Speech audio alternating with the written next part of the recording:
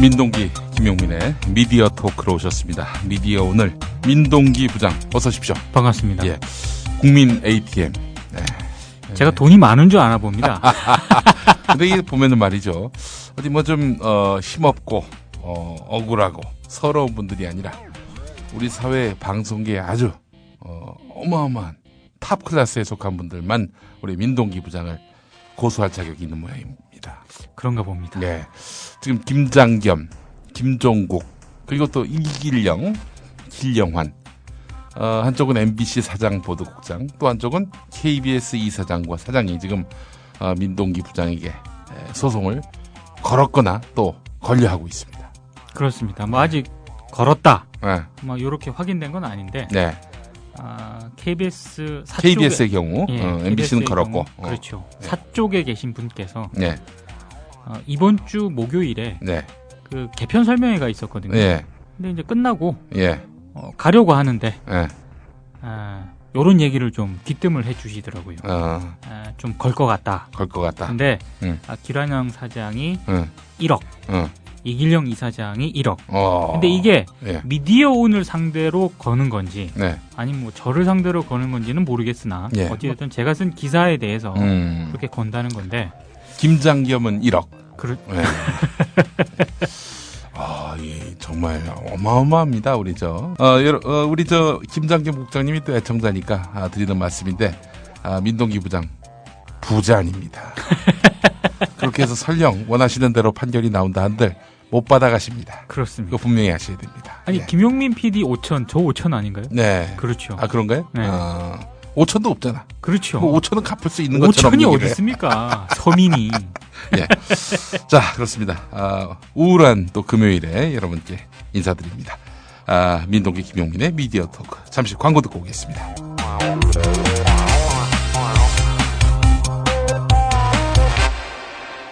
민주당 최민희 의원은 채널A의 대주주인 동아일보에 우회 투자 의혹을 제기했습니다. 동아일보가 김찬경 미래저축회장의 차명회사인 고월에 60억 원을 투자하고 고월이 이 돈을 채널A에 투자했다는 겁니다. 사실로 드러날 경우 동아일보는 방송법상 채널A에 대한 지분율 상한선 30%를 초과해 승인 취소 논란이 불가피합니다. 방송통신위원회에 대한 국정감사에서는 사실상 뉴스 채널이 된 종합편성 채널에 대한 질타가 이어졌습니다.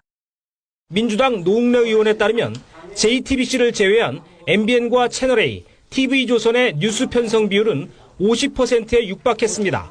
시사 토크쇼 같은 유사 보도물을 합하면 비율은 80-90%로 올라갑니다.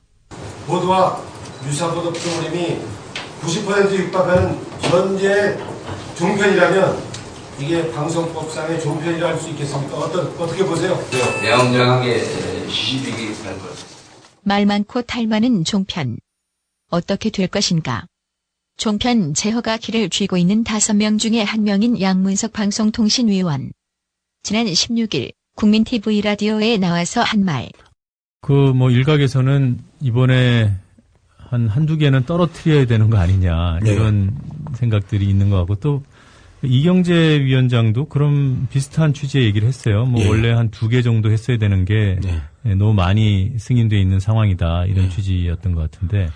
본인이 계속해서 이야기했던 2개 정도가 적절하지 않았냐라는 게 어제도 국감에서 그게 예전에 나의 소신이었다라고 이제 이야기를 하고, 또 한편으로는 종편이 갓 태어났는데 부양의 대상 아니냐라고 하는 또 기자회견도 하고 해서 왔다 갔다 하는데, 이 MB 정권 때의 방송통신위원장들하고 박근혜 정권의 그 방송통신위원장이 확실히 온도차는 있단 말이에요. 그때는 종편의 그 조그만 위해가 될 수 있는 부분, 종편의 이익에 훼손될 수 있는 부분들은 철저하게 차단을 했다면, 이경재 위원장 같은 경우에는 종편에 대해서도 부채의식이 없는 것 같아요. 그래서 어쨌든 심사위원장이 누가 되느냐가 가장 중요하겠죠. 심사위원장이 누가 되느냐가 가장 중요한데. 네, 양문석 방송통신위원회 상임위원회 멘트였습니다. 네. 이경재 위원장이 방송통신위원장이죠. 이 양반이 종편 4개가 있는데 2개는 날릴 수 있다. 그렇죠. 뭐 이런 말을 했어요. 네. 그래 놓고는 또 종편 뭐 시작한 지 얼마 안 됐는데 또 좀 지켜봐야 되는 거 아니냐 또 이런 얘기도 했다고 하고 네. 도대체 본심이 무엇이냐 라고 했는데 어떻게 보세요? 본심이 뭐라고 보십니까? 그러니까 조금 기류는 달라진 것 같아요. 기류는 그러니까 무조건 종편 4사 다 이번에 통과시켜준다. 이 기류는 아니었다. 아니다. 바뀐 것 같다. 처음에는 그런 어떤 태도에서 변하지 않는 그런 큰 바운더리를 정하고 나서 이제 계속 얘기를 하는 것 아니냐. 네.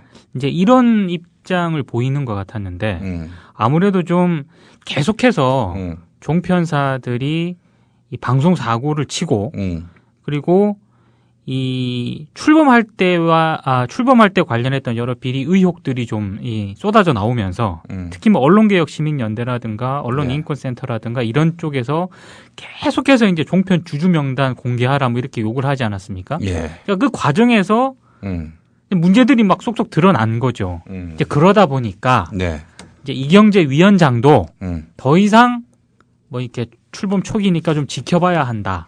이런 입장을 유지할 수만 없는 그런 상황이 된 것 같고 그래서 아마 최근에 한 2억 개 정도는 퇴출할 수도 있다라는 식의 어떤 뉘앙스를 풍기는 게 아닐까. 예. 뭐 실제로 그렇게 한다는 보장은 없지만 적어도 이 여론전에서 예. 지금 방통위원회가 예. 조금 이렇게 밀릴 수밖에 없는 그런 상황인 것 같다. 나는 진짜 이경재 위원장의 본심이 무엇인가 굉장히 여러 각도로 네. 알아봤습니다. 네. 그런데 이 2개 날리겠다라는 거는 그냥 뭐 해본 얘기 같지는 않아 보인다. 그렇죠. 그런 생각이 드는 게 요즘 TV 조선을 두고 있는 조선일보의 보도 행태를 보면서 네. 느꼈습니다. 조선일보가 며칠 전부터 계속 MBN하고 채널 A를 집중적으로 씹고 있습니다. 그렇습니다. 왜 집중적으로 씹겠어요? 2개 날릴 거면은 채널 A하고 MBN 날려라. 이런 또 시그널을 보내고 있는 거 아니겠습니까? 그렇죠. 네. 사실 뭐 종편 4사는 네. 출범한 이후에 네. 뭐 자기네들끼리 뭐 프로그램이라든가 이런 부분에 있어서 뭐 경쟁을 하긴 했지만 묘한 그 동업자 의식 같은 게 있었거든요. 네, 그렇죠. 예. 상당히 뭐 자기네들끼리 정기적으로 또 모임도 가진 걸로 알고 있고, 뭐 거기서 여러 가지 정보 공유 같은 것도 이루어진 걸로 알고 있는데, 예. 이 종편 4사의 연대 체제가 이경재 위원장의 발언 이후에 예. 이 깨지고 있다는 거죠. 어떻게 될 것 같아요? 제가 봤을 때 2개를 만약에 날린다면은 누구를 날릴 것 같아? 뭐 이런 얘기한다고 뭐. TV조선에서 또 우리 사장님과 보도부장이 또 우리 민동기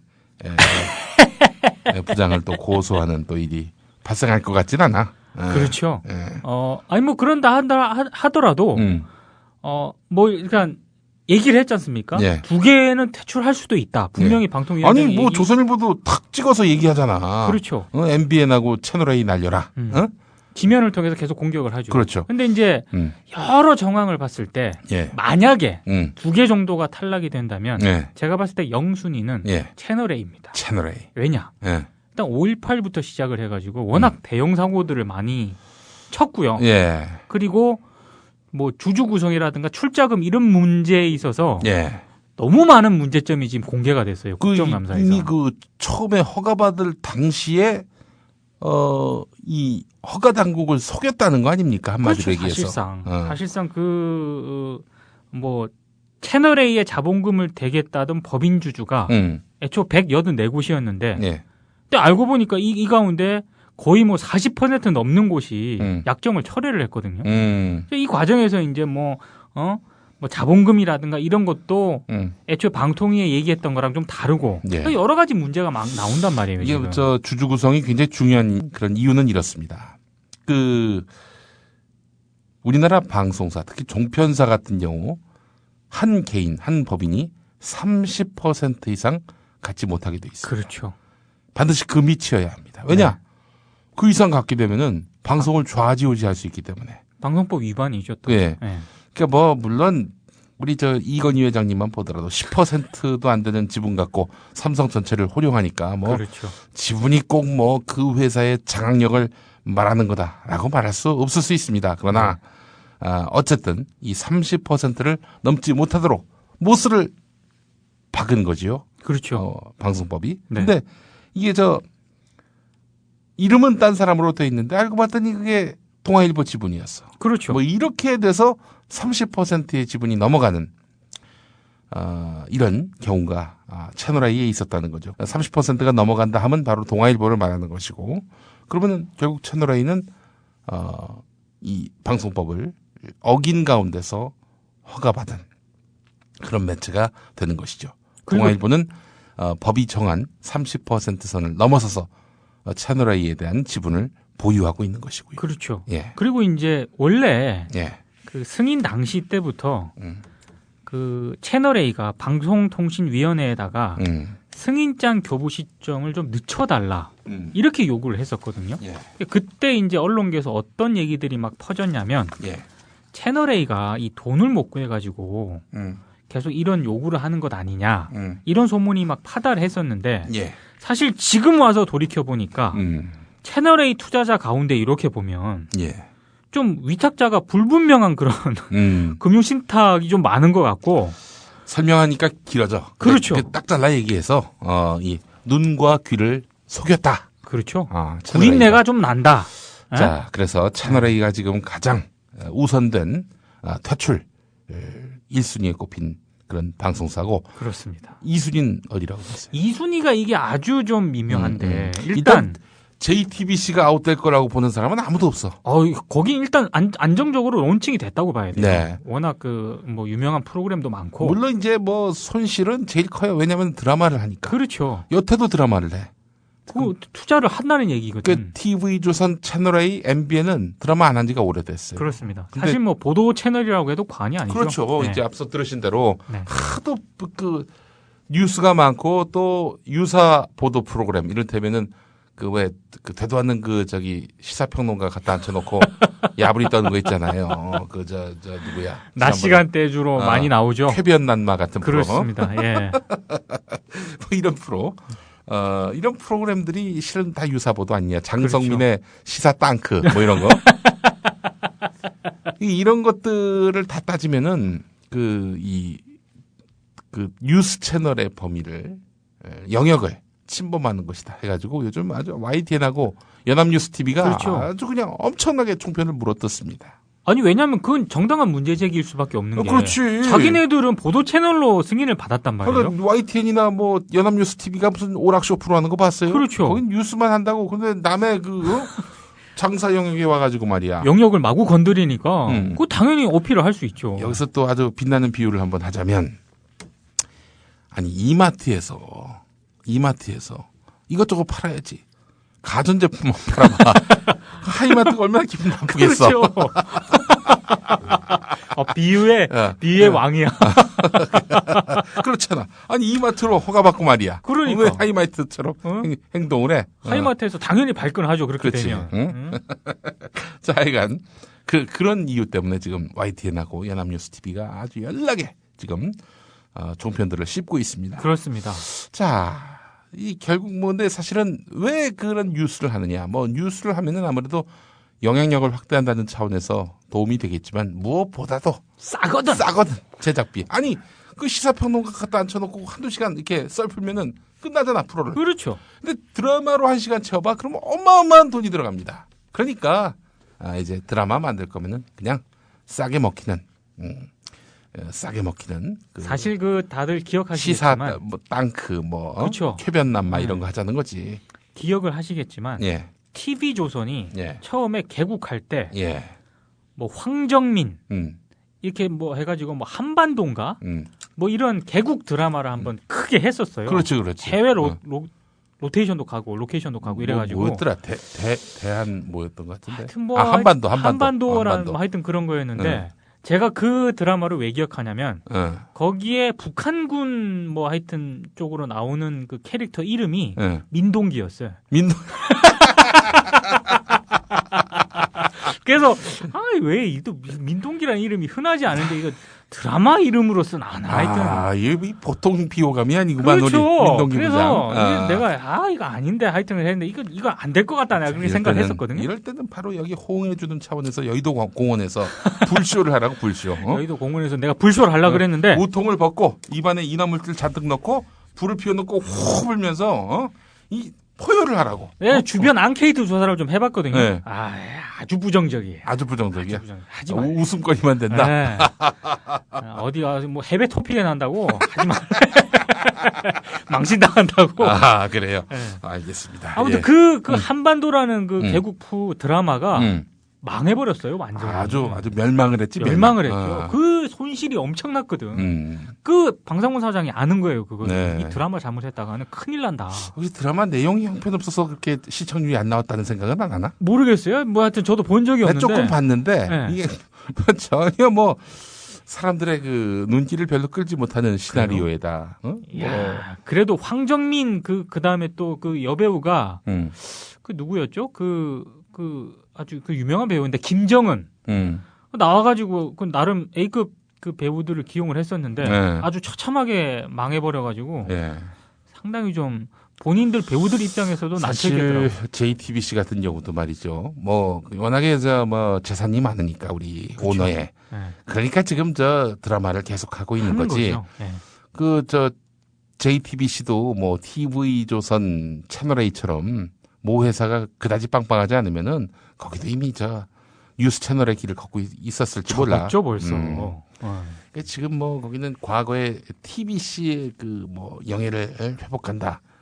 뭐 이런 걸로 해가지고 엄청나게 돈을 쓰는데 그것도 지켜볼 일입니다. 그렇습니다. 1년, 2년 뒤에도 계속 JTBC가 안 나오는 시청률에도 불구하고 계속 투자를 해서 드라마를 만들어 댈지. 여하간 TV조선과 채널A는 한계에 다다랐어요.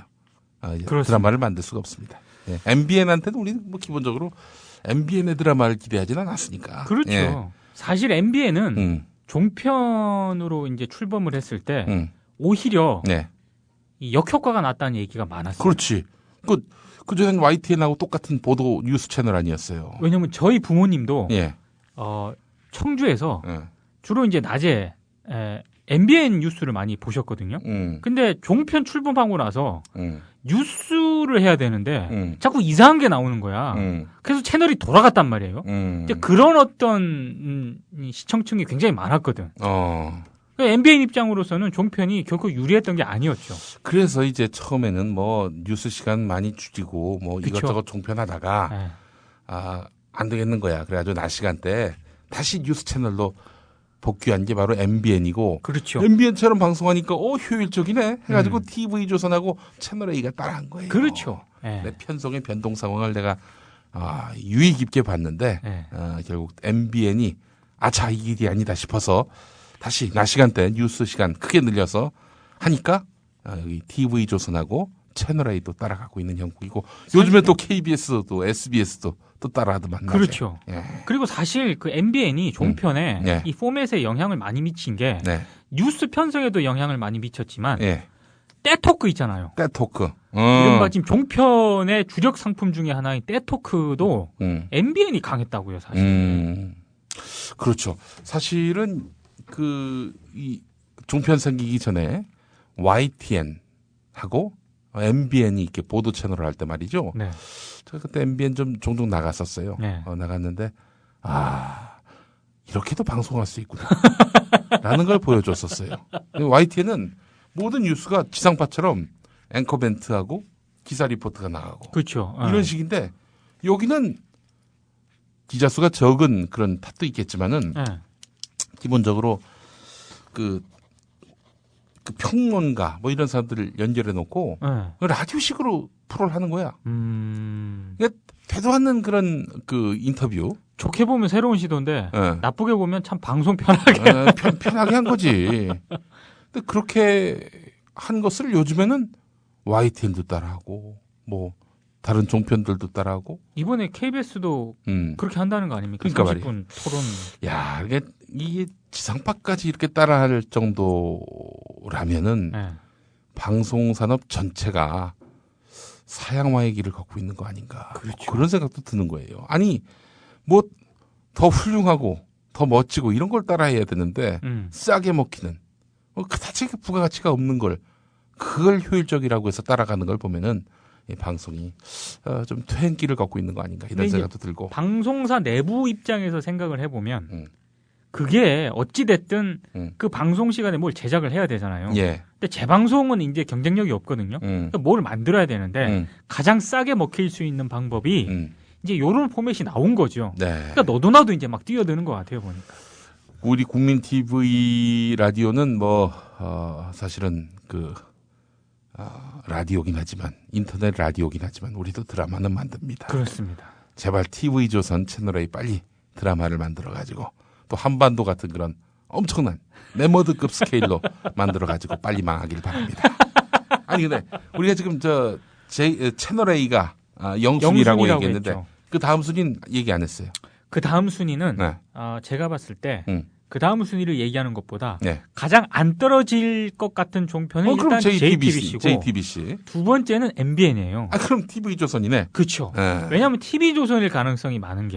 그러니까 이제 TV조선은 자기들이 떨어질 것 같으니까 우리 하지 말고 채널A하고 MBN을 날려라. 그렇죠. JTBC 날리라고 하면은 좀 실현 가능성이 없으니까 이렇게 해서 미리 이렇게 찍었구만. 아니 왜냐하면 너무나도 노골적으로 드러나는 게 말씀하신 것처럼 JTBC를 떨어뜨리라고 할 수는 없거든요. 예. 그러면 TV조선이 보기에도 채널 A는 좀 위험하거든. 네. 그러니까 채널 A는 좀 만만한 거예요.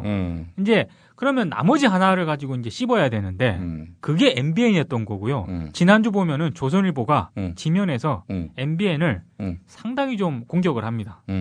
평소에 안 하거든요. 조선일보인데. 그렇죠. 주주 현황 공개 왜 거부하나 이런 아니 식으로 그게 뭐 지금 공개하는 것도 아니고 지금 벌써 종편 허가 당시에 있었던 일인데 이제 와가지고 그렇죠. 문제 삼고 있어. 그렇죠. 사실 이게 너무나도 우리 눈에는 확연하게 보이니까. 조선일보는 너무 속이 빤히 보이니까 말이죠. 그렇죠.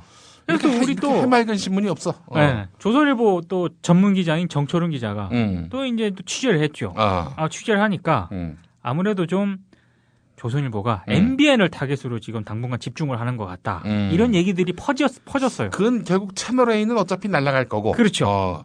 나머지 하나는 MBN 쪽으로 시선 쏠리게 해야 된다. 여론을 그렇게 주도를 하는 거죠. 이렇게. 그래서 지금 저희 쪽에 들린 얘기는 조선일보의 내부에 지금 재승인 심사 대책 TF가 구성이 됐고. 태스크포스 팀이. 그렇습니다. 이 태스크포스의 주요 목적이 MBN을 퇴출시키는 거다. 이런 얘기가 나왔어. 예. 조선일보 쪽이 확인을 했죠. 예.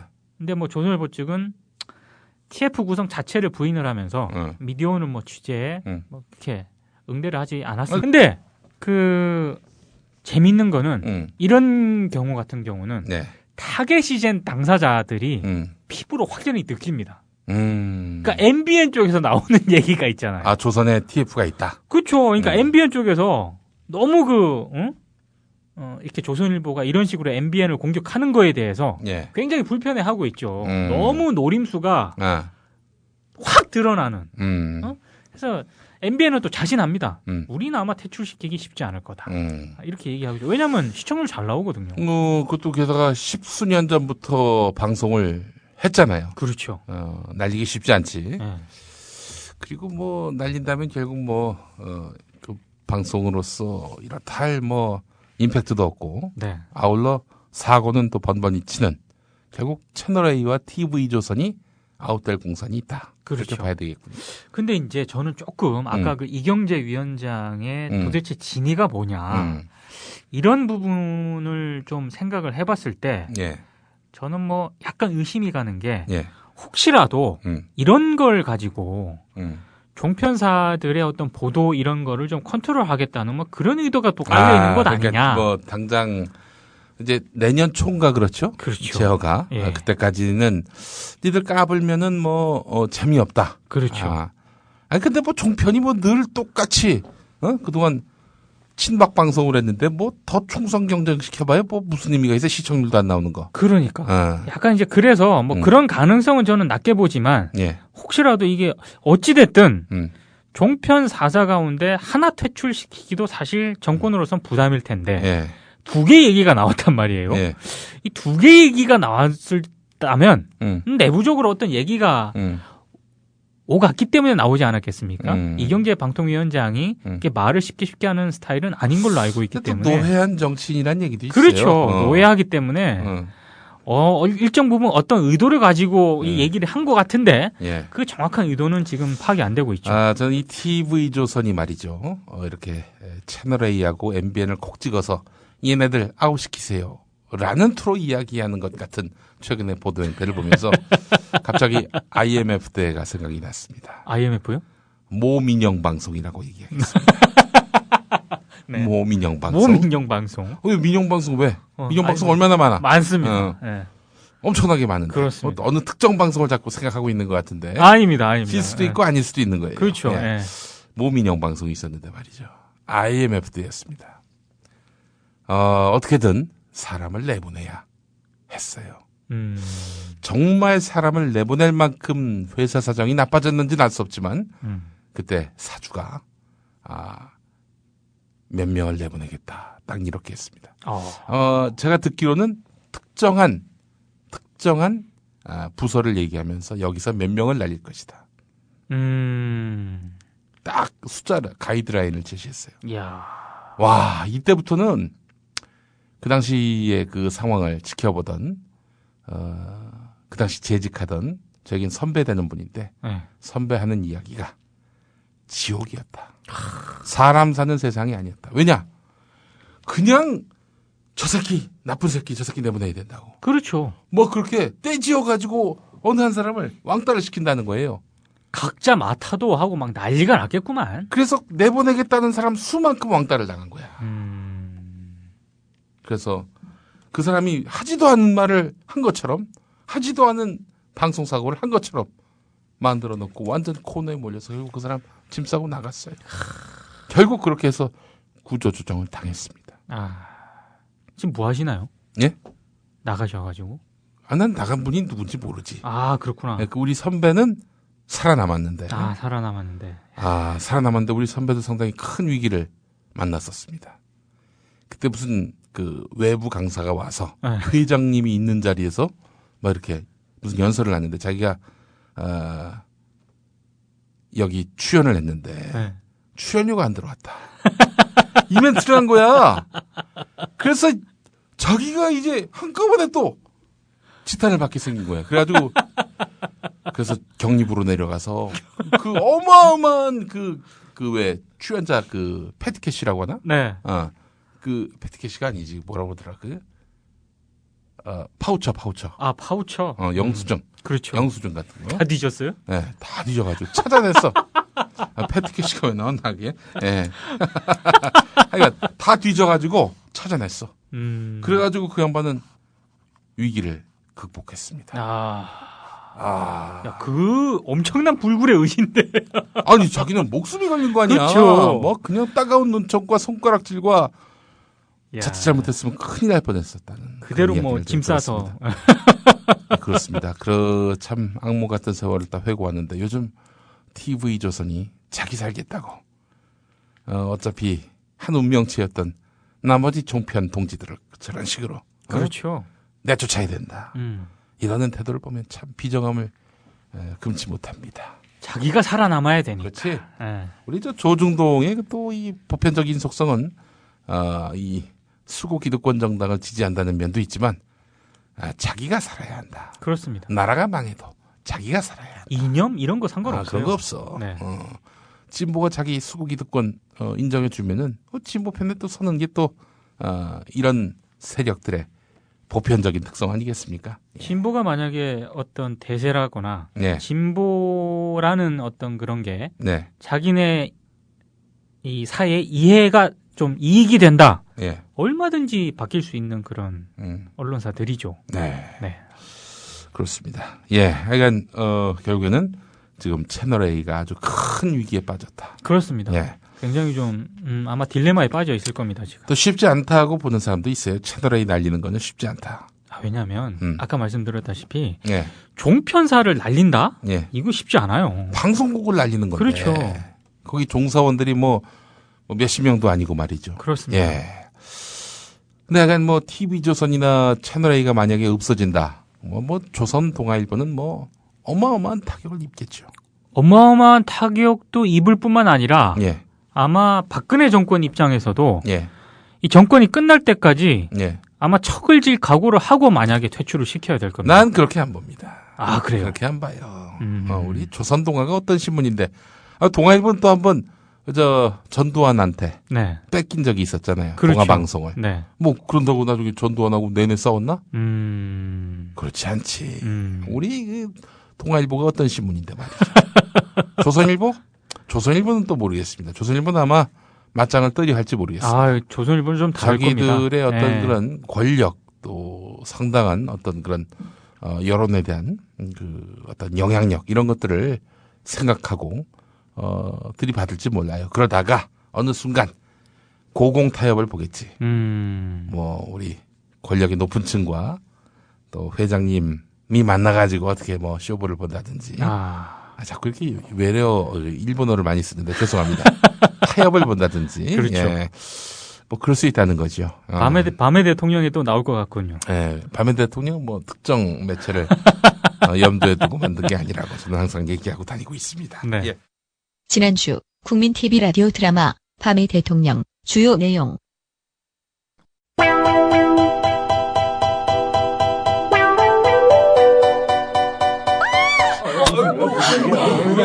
저 새끼가 내 몸 만졌어! 정확하게 말해서 내 가슴을 만졌다고요! 지금 저 새끼가 내 몸 만졌어요! 신고할 거예요!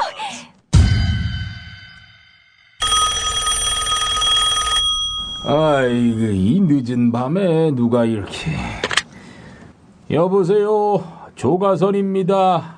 회장님, 그 늦은 밤에 죄송합니다. 그 새머리당 황염려 대표입니다. 아이고, 황 대표님, 무슨 일로 여기 연락을 다 주셨습니까? 지금 난리가 났습니다. 영월에서 방가방송 영월방송국 직원들하고 저희 당 국회의원, 군수, 군의원들하고 술자리를 했는데 국회의원, 그러니까 그 박장수 사무총장이 여자 아나운서를 여자 아나운서를 어떻게 했다는 겁니까?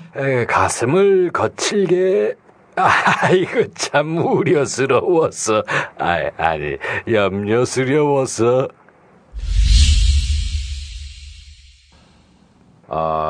정미영 씨.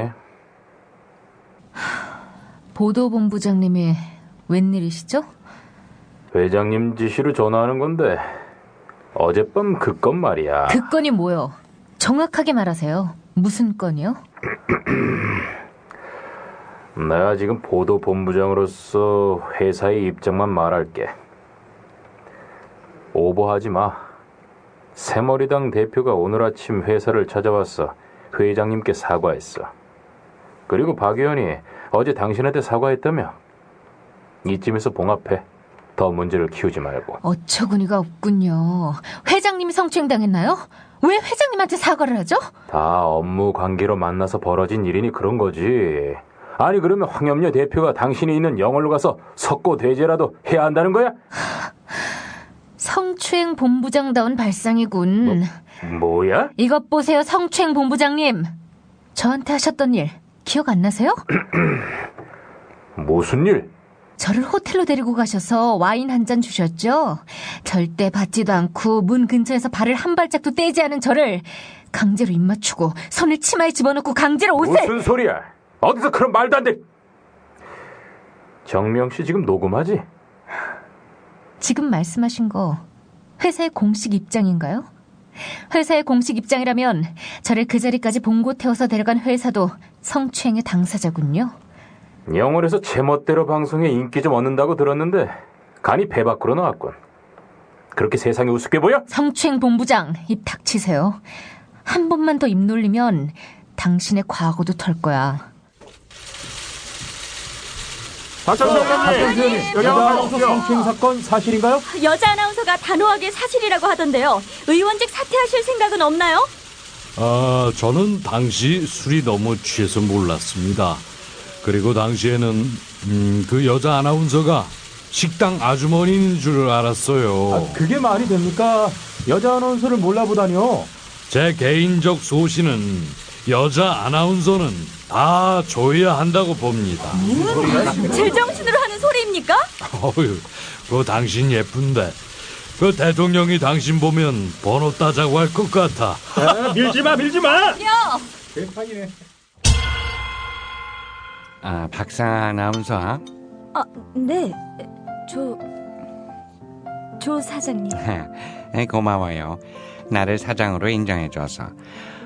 박성아 아나운서 하면 걸그룹 카레의 멤버였잖아요. 한참 때를 잊을 수 없어요. 카레 노래. 노란색 옷을 입고 양파를 볶아요 라고 랩을 하면서 도마를 써는 안무는 정말 그 신기원적인 춤이었죠. 그때 그 카레 열풍이 전국을 뒤덮었잖아요. 그때는 그때고 카레? 지금은 지금이죠. 고맙습니다, 사장님. 파업 120일 그 동력도 떨어지고 또 노조위원장 절도 사건까지 이어지고 있는데 언제까지 거기서 거짓 선동 노조에 휘말릴 겁니까? 그건 박성아 아나운서 그 주말 9시 뉴스 앵커였죠. 평일 9시 뉴스 앵커가 휴가 가면 대신 진행했고 네. 다시 돌아가고 싶지 않나요? 돌아오면 평일 9시 뉴스 앵커로 기용할게요. 내가 약속합니다. 정말요? 9시 뉴스 앵커는 아나운서의 꽃이 자꾸 많이든가요? 오늘 박성아 아나운서가 사양한다면 내일은 아마 입사 동기 좋아요 아나운서를 설득할 생각입니다. 좋아요가 그 친구 발음이 엉망이에요.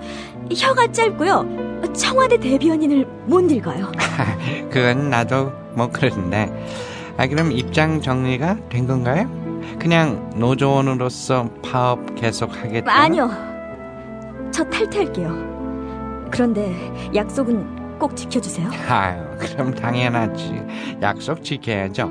자, 약속 안 지키면은 조재수가 아닙니다. 왕재수지.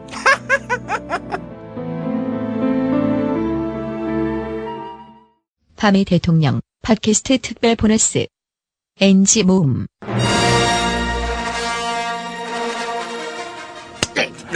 이런 인간 같지도 않은 놈. 아버지, 지금 저한테 이게 무슨 짓입니까? 다시 하자. 지금 안 돼. 무슨 짓이야? 이것도 웃긴다. 업무 공작 방해 짓이다 이 새끼야. 무슨 짓이기는 나한테 그런 거니? 그럼 뭐 알면서 물어봐. 다시 때려? 오케이. 때려. 네, 안녕하십니까? 조제토의 시사 초점 진행을 맡은 조제토입니다.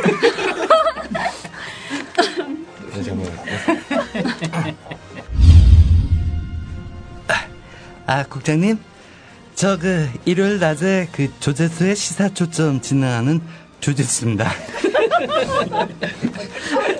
잘못 들으면은 좋댔습니다로 들리는데 그걸 노린 거 아니야? 미안합니다. 다시 할게요.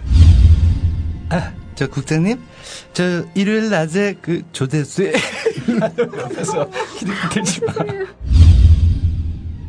국장님, 저 일요일 낮에 조제수의 시사초점 진행하는 조제수입니다. 소영준이야. 큰일 났다. 더 넣었어. 예. 어떤 일이세요? 제 흉내를 내시고. 왜 그래? 놀리는 거지. 야, 그것도 괜찮다. 그거 살려주세요. 그럼 나오면서 이러지. 이거 NG로 넣으면 되겠어. 날 모르고. 이거 NG로 넣으면 되겠다. 저도 참 아끼고 사랑하는 PD긴 하지만 공은 공이고 사는 사지요. 근데 원래 이렇게 혀가 짧아요? 제가 그래서 방송을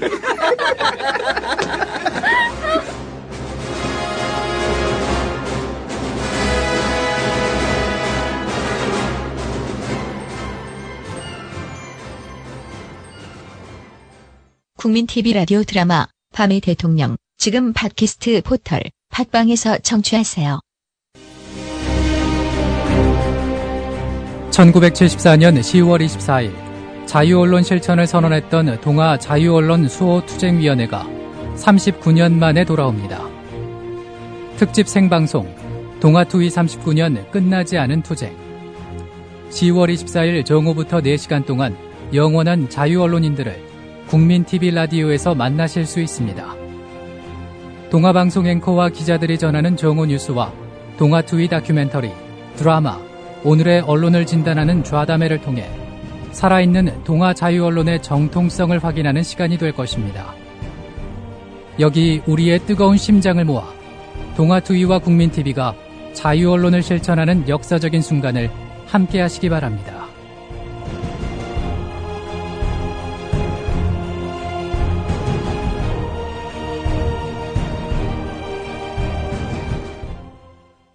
아니 그 TV조선의 최희준 앵커라고 아시죠? 있죠. 그 저기 최병렬 아들. 그렇습니다. SBS 기자였다가 네. 개국할 때 글로 갔죠. 네, 그쪽으로 넘어간 양반인데 네. 그 양반은 뭐 거수경례를 한대요 방송에서.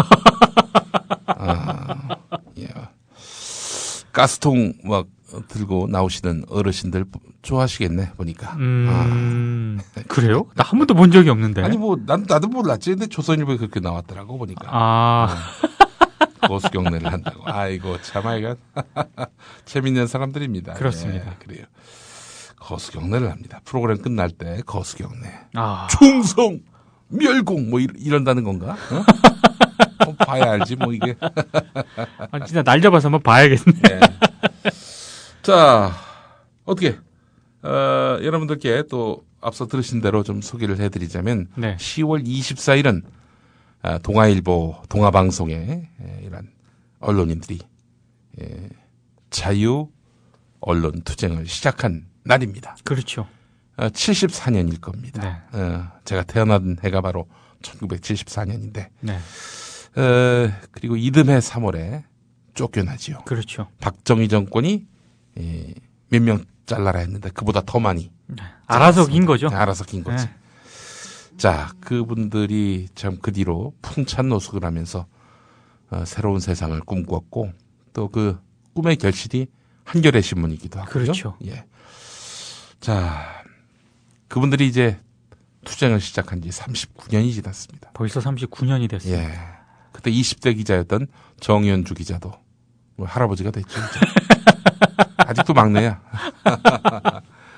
자, 그분들이 뭐 얼마 전에 제가 8월인가요? 7월인가 그 한번 모임에 갔는데 0으로 끊어지는 그 기념 해가 있잖아요. 그렇죠. 10주년, 20주년, 30주년, 40주년. 내년이면 40주년인데 아마 0 단위로 끊어지는 기념 해로는 40주년이 마지막이 아니겠는가. 또 이런 얘기를 하실 때 마음이 참 짠했습니다. 그럴 수밖에 없죠. 앞으로 그분들이 10년을 더 산다? 그 나이가 굉장히 많이 됐죠. 오래 사셔야죠. 그렇죠. 이제 사셔야 되는데 활동하시기는 쉽지 않죠. 네. 10년 후까지. 네. 하여튼 뭐 그분들께 제가 그때 가서 참 귀여운 멘트를 날렸죠. 말씀을 드렸던 것 같은데 우리는 뭐 아무리 박근혜가 이런 기가 막힌 권력이라 하더라도 뭐 4년이면 끝나는 그런 권력이지만 네. 당대에 계실 때는 유신 권력 아니었습니까? 언제 끝날지 모르는. 그렇죠. 그런 세월에도 불구하고 권력과 맞서 싸우면서 자유 언론의 가치를 이렇게 드높인 우리 선배님들은 정말 위대한 분들이다 이런 말을 했는데 네. 그분들 얘기도 그렇더라고요. 정말 그때는 뭐 믿을 게 없는 거 아니에요. 그렇죠. 뭐 취업길 다 막혔죠. 그분들이 하는 얘기는 박정희가 오래 사나 내가 오래 사나 두고 보자. 생물학적 나이는 내가 더 젊으니까 아마 내가 더 오래 살겠지. 박정희가 죽으면 뭐 좋은 세상이 오지 않겠는가 하는 그런 믿음을 갖고 사셨던 분들. 이분들에게 뭐 저희 국민TV가 할 건 없고 한 4시간 정도 특집 방송을 마련하기로 했습니다. 10월 24일 낮 12시부터 4시까지 우리 동아방송, 동아일보, 자유 언론 운동을 벌이신 우리 선배님들을 만날 수 있습니다, 여러분들. 그때 많이 또 애청해 주시고 동아 자유 언론 운동에 대한 그 역사적 그 가치를 다시 한번 또 생각해 보는 시간을 가져왔으면 좋겠습니다. 그분들이 직접 스튜디오로 나오시는 건가요? 그래야죠. 그렇습니다. 알겠습니다. 자, 하여튼 그분들이 동아일보 채널에 일 보면 어떤 생각을 하실까 싶어요. 예. 정말. 예, 그렇습니다. 정말 언론사 하나만 가지는 건 일도 아니에요. 진짜. 그렇죠. 예, 순식간에 우리 주식회사 문화방송을 보면은 특히 더 그런 생각이 들고 말이죠. 예. 정말이에요. 어떻게 사장 하나 바뀌었다고 저렇게 회사가 통째로 그야말로. 아니, 또 뭐 저기 뭐 그 MBC 해직 언론인은 예. 요즘 MBC가 예. 어디 행사 가서 이런 얘기를 하셨더만요. 요즘 MBC가 조선일보처럼 돼버렸다. 뭐 얘기도 못하고 아주 상징적인 걸로 돼버렸죠. 불과 몇 년 전까지만 하더라도 MBC는 전혀 이런 방송사가 아니었습니다. 네. 네. 그렇죠. 순식간에 지금 이렇게 된 거잖아요. 요즘 MBC에서 봤던 언론의 정도를 JTBC에서 본다는 분들이 있어요. 맞습니다. 네. 네. 시청자 여러분 안녕하십니까, 손석희입니다.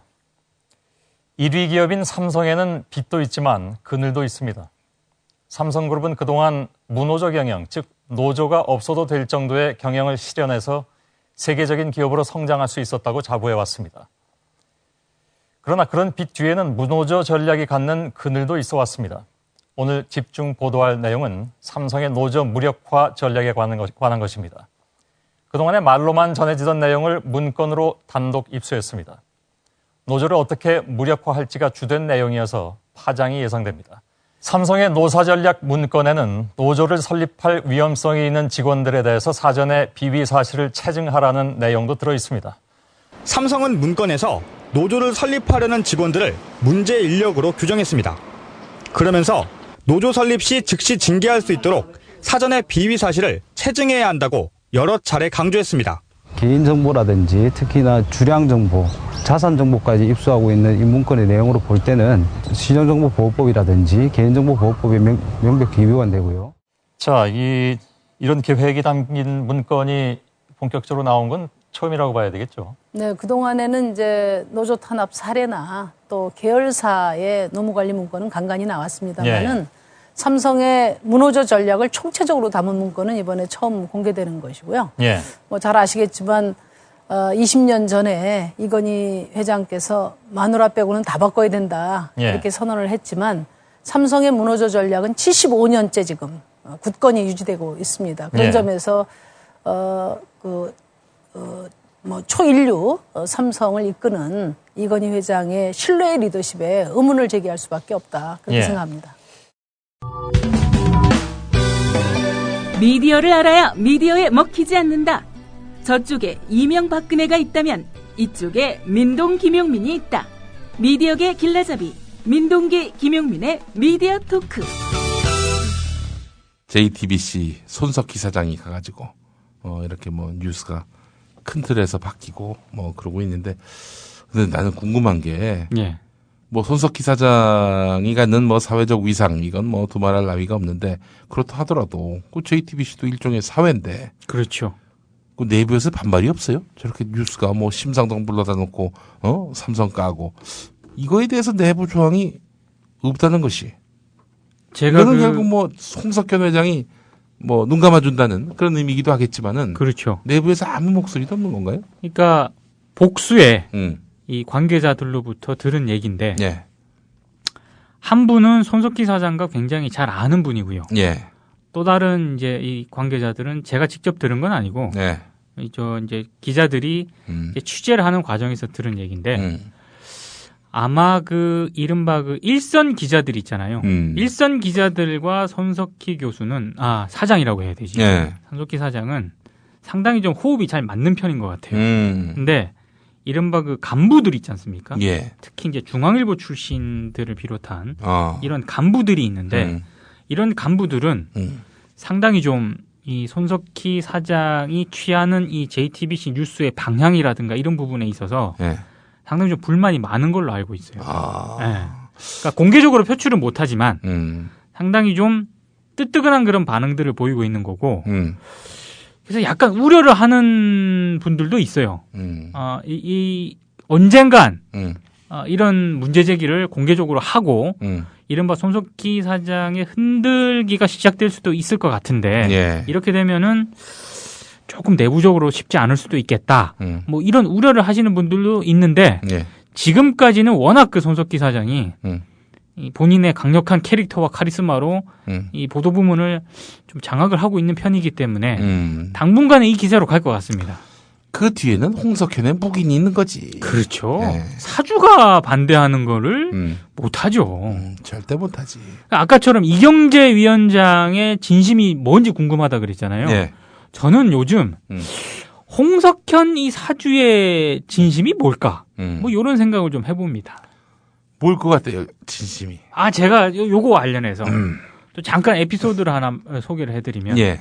이번 주에 제가 JTBC를 갔었습니다. 오. 네. 여운혁 PD라고 썰전, 뭐 마녀사냥, 예. 뭐 이런 MBC에서 이제 김태호 PD와 예. 같이 이제 생활을 하다가 JTBC로 간 PD가 있는데 인터뷰를 예. 했어요. 예.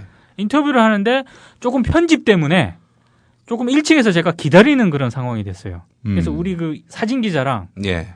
그 로비 이 차들이 들락날락거리는 거기 멀뚱하니 서가지고 누가 이렇게 오나 이렇게 보고 있었어요. 예. 근데 왠지 외제차가 하나 쫙 들어옵니다. 예. 근데 그 기운이 사주가 탔을 거라는 기운이 느껴져요. 근데 진짜 그게 이상해. 있잖아요. 이 연예인들, 특히 잘 나가는 여자 연예인들, 네. 막 나타나기만 하면 뭐 누가 하지도 않는데 광채가 나잖아. 그렇죠. 그 있는 것 같아. 그 돈 있는 우리 홍석현 회장님이 오시니까 막 그냥 그 아우라. 동시에 광채가. 그 사진 기자랑 저랑 동시에 집중적으로 봤죠. 네. 근데 딱 내려서 뒷모습을 딱 걸어가는데 홍석현 회장이었던 겁니다. 동시에 예. 그 사진 기자와 제가 한 게 뭔지 아십니까? 뭡니까? 여기 그 차 남발을 동시에 적었어? 여기 적었습니다. 여기 공개를 할 수는 없고 딱 이렇게 해가지고 이 남바구나 해서 그래서 아주 그 재밌는 그 일화가 있었는데 예. 저는 홍석현 회장의 의도는 뭐 제가 홍석현 회장이 아니기 때문에 뭔지는 정확하게 모르겠어요. 근데 예. 뭔가 이 좌우를 좀 이 포괄하는 그래서 조중동 내에서도 뭔가 자기는 조선일보와 동아일보와는 좀 다른 열린 어떤 보수라는 그런 포지션을 좀 설정하려고 하는 게 아닌가. 그 조중동 묶이는 거 제일 싫어하는 데가 바로 중앙일보입니다. 예. 뭔가 좀 오픈돼 있고 예. 좀 포용할 수 있는 그런 보수라는 캐릭터를 계속적으로 지금 몇 년 전부터 내오고 있거든요. 예. 아마 그런 부분에 대해서 상당히 좀 역점을 두는 게 아닐까. 그게 이제 이런 식으로 좀 표출이 되는 것 같은데 예. 어찌됐든 좀 상당히 좀 손석희 영입도 그런 과정인 것 같고 상당 부분 나중에 어떻게 될지 모르겠어요. 근데 아직은 손석희 사장에 대해서 네. 힘을 실어주고 있는 것만은 좀 분명한 것 같다. 자기의 이익에 좀 부합하는 방향으로 그렇죠. 지금 JTBC가 하고 있다. 그렇게 그렇죠. 보는 거군요. 예. 예. 그래요. 아니 뭐 저는 사실 뭐 종편사라 할지라도 이게 뭐 정도 보도를 한다면 또 그거에 또 맞게 그것도 평가를 해줄 필요가 있다라는 생각이 들어요. 사실 뭐 지금 솔직히 툭 까놓고 얘기해서 네. 종편 4사하고 예. 지상파 3사하고 다 포함해서 가장 보도 잘하는 데가 JTBC 아닙니까? 솔직히 말해서. 네. 닦아놓고 얘기해서 그렇죠. 네. 네. 정말 어처구니 없는 어처구니 없는 상황인데 인정할 거 인정을 해줘야 됩니다. 예. 뭐 그 의도가 뭐든 간에. 하지만 그 기반은 대단히 취약해 보인다. 그렇죠. 예. 어떤 사내의 합의를 통해서 만들어진 어떤 그 회사의 논조가 아니라 네. 손석희라는 일개 대한민국 대표적 오피니언 리더가 보도 부문 사장으로 들어가서 설정한 아젠다. 끌고 가는 거죠. 보도 본인은. 스타일. 그렇죠. 여기에 또 묵인하는 또 사주의 또 이런 이른바 전략. 두 사람 때문에 뉴스가 이렇게 됐다면 이게 참 이 뉴스가 앞으로도 계속 이어질 수 있을지 우리가 뭐 장담할 수가 없는 거예요. 근데 이게 예. 한 가지 또 분명한 흐름이 있는데 예. KBS가 이번에 가을 개편했거든요. 예. 그때 앵커를 21일부터 이제 뉴스 개편을 하는데 예. 완전히 젊은 축으로 바꿨습니다. 몇 살이 됐는데? 70년대생이에요. 70년대생. 네. 변희재도 70년대생입니다. 그렇죠. 예. 그러니까 KBS 뉴스에 대해서 가지고 있는 사람들의 인식 이런 거는 주로 이제 중장년층을 이 어필할 수 있는 앵커들이 나와서 상당히 좀 무게감 있는 젊다고 아니야. 젊다고 그게 저 뉴스가 젊어지나? 그렇죠. 이제 핵심은 그건데 어찌됐든 KBS가 이런 식으로 지금 형식적으로라도 변화를 추구할 수밖에 없는 패턴이 민경욱은 안 젊은가? 민경욱도 젊지.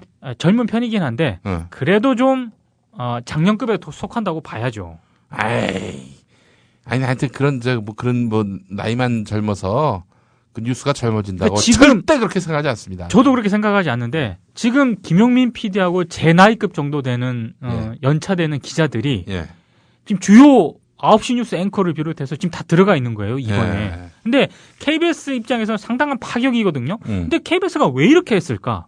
가을 개편에서 임창근 보도본부장이 나와가지고 직접 설명을 해요. 젊은 뉴스를 지금 표방할 수밖에 없는 그런 상황이 됐다고. 그러니까 젊은 뉴스를 하려면 젊은 보도본부장이 돼야지. 그렇죠. 그러니까 본인부터 그만둬야 되는 거 아닌가? 아니, 보도본부장을 떠나서 앵커만 젊어질 게 아니라 콘텐츠가 젊어져야지. 그렇지. 그만큼 당연하지. 젊은 시각을 담아내야 되는데 그건 안 변했단 말이에요. 아니, 근데 예를 들어서 뉴스 앵커가 뭐 뉴스 편집권이 있는 것도 아니고 뭐 그냥 프롬포터 보고 읽는 사람 아니에요. 그렇죠. 그래놓고 그 사람만 젊어지면 뉴스가 젊어지나? 근데 어찌됐든 손석희라는 어떤 그런 캐릭터가 JTBC 뉴스의 변화를 가져온 것처럼 이 흐름이 계속해서 지금 가는 것 같아요. 아니 석희 형 나이가 지금 저 누구예요? 그 박원순 시장, 노회찬 전 대표 그 나이야. 근데 어르신들은 손석희가 여전히 30, 40대인 줄 압니다. 참 그렇죠. 예. 박원순 시장님하고 나이가 같다니까. 그렇죠. 뭐가 젊어 우리 또 하나도 안 젊은데. 최문순 MBC 사장 때 이분이 아나운서 국장이 됐거든요. 그렇습니다. 그래서 너무 젊은 나이에 아나운서 국장 된 거 아니냐 했을 때 그때 우리 석희 형님이 하셨던 말씀이 있습니다. 내 나이 50입니다. 그렇습니다. 네. 그때가 벌써 거의 한 7, 8년 전 얘기인데. 7, 8년 전이죠. 예. 이제 환갑을 바라보는 나이야. 조금 있으면 환갑이에요. 석희 형이. 네. 아니, 그런 얘기를 실제로 그렇습니다. 아무튼 이게 KBS도 이런 어떤 형식적으로라도 이런 변화를 추구할 수밖에 없는 상황이 됐고 방송사들이 뉴스의 변화를 계속 모색을 해야 되는데 그 핵심이 당분간은 JTBC가 될 수밖에 없을 것 같다. 그 축이. 참 이게 아이러니죠. 지상파 중에는 SBS가 가장 낫다는 평가를 하고 있고 참 종편에서는 또 이 종편과 지상파를 통틀어서 JTBC가 제일 잘한다는 평가를 받고 있으니 이런 역설이 어디 있습니까? 그래요. 참 JTBC 보면서 위태롭습니다만은 하여간 괜찮은 것 같아요. 괜찮습니다. 근데 사실은 이런 거 보면서 느낀 건데 그 여론의 다양성을 위에서 종편이 생겼다고 하잖아요. 근데 조중동매 연 이런 데가 정부와 밀착돼 있거나 여권과 밀착돼 있거나 혹은 정권에 밀착돼 있는 이런 매체들이 보도 종편을 다 휩쓸고 있는 상황에서 무슨 놈의 여론의 다양성이겠는가. 그렇죠. 그런 생각을 했는데도 이 안에서도 스펙트럼의 차이가 조금씩 나기 시작하네. 그것도 보니까. 그나마 다행이죠. 그나마.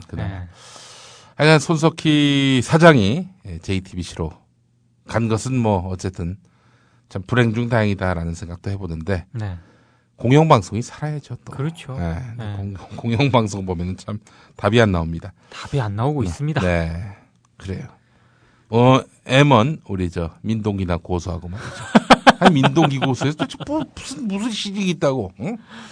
사실 저는 지난번에도 관련해서 갑자기 생각난 게 있습니다. 지난번에 이길영 이사장과 관련해서 저희가 한번 방송을 했지 않습니까? 근데 김용민 PD나 저나 약간 그때 좀 지쳐 있었나 봐요. 잘못 한번 얘기한 게 있습니다. 뭐가 있어? 이길영 이사장이 이 MB 정부 때 이사장으로 취임을 했어요.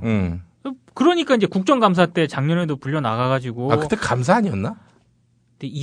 감사에서 이제 이사장으로 됐는데 사실 기란영 사장을 기란영 사장이 이 사장을 만드는 주축이 그 KBS 이사회에서 이길영 이사장이라는 얘기가 있거든요. 그 기란영도 MB 때 됐잖아. 그렇죠. 그러니까 이렇게 시기적으로 따져보면 MB 정권 때 이제 이사장과 사장이 동시에 탄생을 했는데 이제 뭐 그런 약간의 착고가 있었던 것 같아요. 우리 이길영 이사장님께 무척 미안하네. 그렇습니다. 너무나 미안해. 이명박 정권 때 이사장으로 임명이 되셨습니다. 이명박 때 임명되셨는데 우리가 또 아주 큰 결례를 그렇습니다. 그걸 모르고 모든 그 책임을 민동기에게 지우시기 바라겠습니다. 관련해서 제 소송과 관련해서 정말 그 다른 얘기는 드리고 싶지 않은데요. 소장이 아직 안 날라왔기 때문에 뭐 다음 주에 날라올 것 같다 이렇게 귀뜸을 해주시긴 했지만 이런 소송은요.